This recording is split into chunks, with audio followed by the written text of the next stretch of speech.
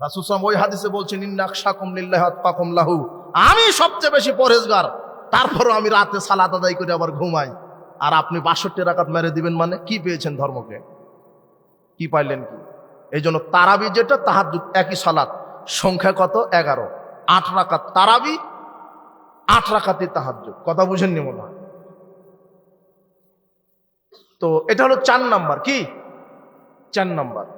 কয়টা সূত্র বলেছি আমলের? 5টা। 4 নাম্বার কি বললাম? পরিমাণ। 5 নাম্বার হলো পদ্ধতি। কি পদ্ধতি?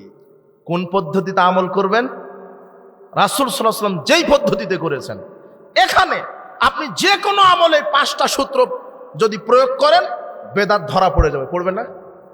হ্যাঁ, এই 5টা পদ্ধতি বলছিলাম। উপস্থিত বৈঠকের মুসলিম দিনী ভাই বোন, যে সমাজে ভ্রান্ত আমল চালু হয়েছে। ওই যে আমি বলেছি 2 আজান বেদাত, আর একজন আলেমের বক্তব্য নিয়ে এসে উনি বলেছেন 2 আজান দেওয়া যাবে। আমি বলেছি 2 আজান বেদাত, এটা মোবাইলে কাট করে দিয়েছে। তো 2 আজান বেদাত বলেছে, আমি মসজিদে 2 আজান বেদাত বলেছি। কোথায়? ওই যে তখন ও দলিল দিচ্ছে যে উসমান রাদিয়াল্লাহু আনহু 2 আজান দিয়েছেন। কার দলিল দিল? উসমানের। তা আমি 5টা সূত্র বলে দিলাম, যে কোনো আমল করতে কয়টা জিনিস দেখতে হবে? 5টা। তো আজানের ক্ষেত্রে আপনি 2টা জিনিস এখন দেখতে হবে। কয়টা? 2টা দেখবেন। একটা হলো স্থান, কি 2 নম্বর কারণ। ওই 5টার মধ্যে 2টা সূত্র নাই। এখন যে 2 আজান দিবেন, স্থান দেখতে হবে আর কারণ দেখতে হবে। কি ওসমান রাদিয়াল্লাহু আনহু কি কারণে 2 আজান চালু করেছেন আর কোন জায়গাতে আজান মেরে দিয়েছেন, এটা দেখা লাগবে না? শুধু উসমানের 2 আজান দেখছেন কেন? ওর কারণ দেখা লাগবে না? ওসমান রাদিয়াল্লাহু আনহু কি কারণে দিয়েছেন? ওই সময় ঘড়ি ছিল না, না মাইকিং ছিল। কথা বুঝেননি মনে হয়? বাজারে লোকজন কি করতো? গ্যাদারিং করতো, বেশি ব্যস্ততা। এই জন্য ওসমান রাদিয়াল্লাহু আনহু রাষ্ট্রীয় ফরমান জারি করলেন, একটা আজান বাজারে আগে কি করে দিয়ে আসো। কোথায়? জাওরা নামক বাজারে, যেখানে কেনাকাটা নিয়ে মানুষ ব্যস্ত, তাই বাজারে দাও। তাহলে ওটা একটা স্থান হলো। কথা বুঝেননি? আর কারণ কি? ওই সময়তে মাইক ছিল না, ঘড়ি ছিল না, এই জন্য মানুষ সময় সম্পর্কে জ্ঞান রাখতো না। এই কারণে যাও বাজারে দিয়ে আসো। কথা বুঝেননি মনে হয়?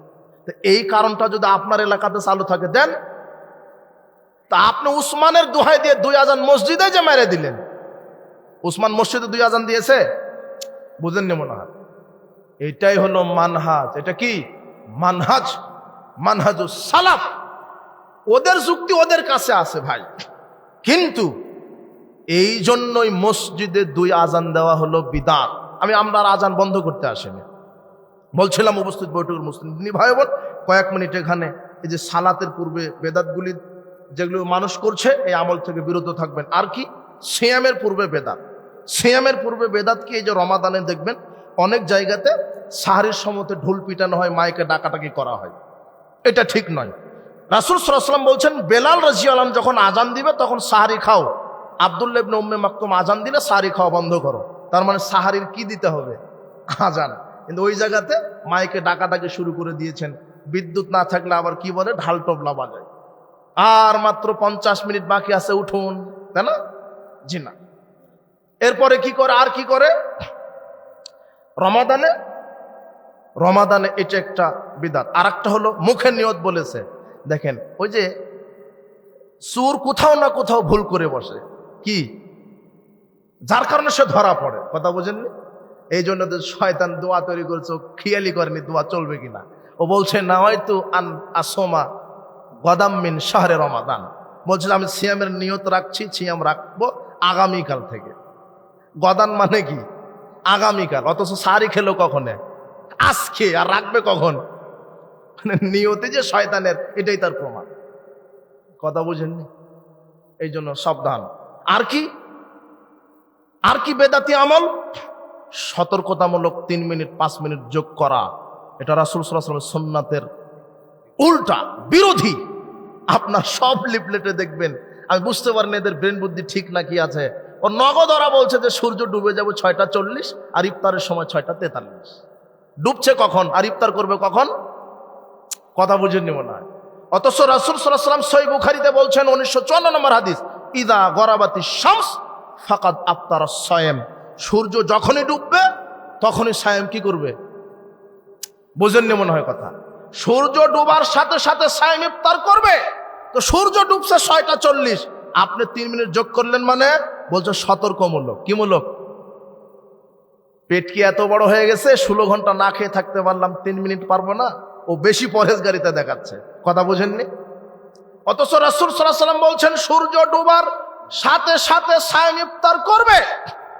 রাসূল সাল্লাল্লাহু আলাইহি ওয়াসাল্লাম বলছেন লা ইয়াজালুদ্দীনু যাহিরান মা যালান নাসুল ফিতরা, মানুষ ততদিন পর্যন্ত হকের উপরে বিজয় থাকবে, দিন মানুষের উপরে ততদিন বিজয় থাকবে যতদিন মানুষ তাড়াতাড়ি ইফতার করবে, মানে সূর্য ডুবার সাথে সাথে ইফতার করবে। লিআন্নাল ইয়াহুদা ওয়ান নাসারা আখিরুন, কেন? ইহুদি খ্রিস্টানেরা দেরিতে ইফতার করে। দেরিতে ইফতার করা কাদের লক্ষণ? ইহুদি খ্রিস্টানের। তাহলে এই হাদিসগুলি আমাদেরকে বোঝার তৌফিক দান করুন।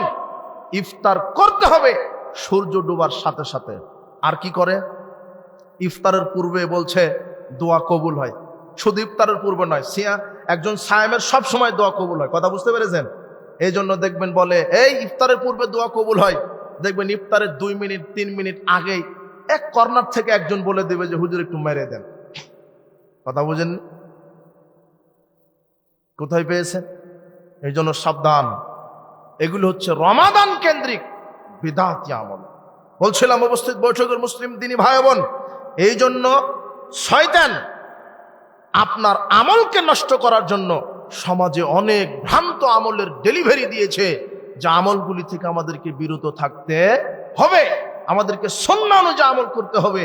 আমাদের কোরআন তেলাওয়াত নষ্ট করার জন্য কোরআন তেলাওয়াতের কি দোয়ায়ে খাতমুল কোরআন তৈরি করেছে, করেনি?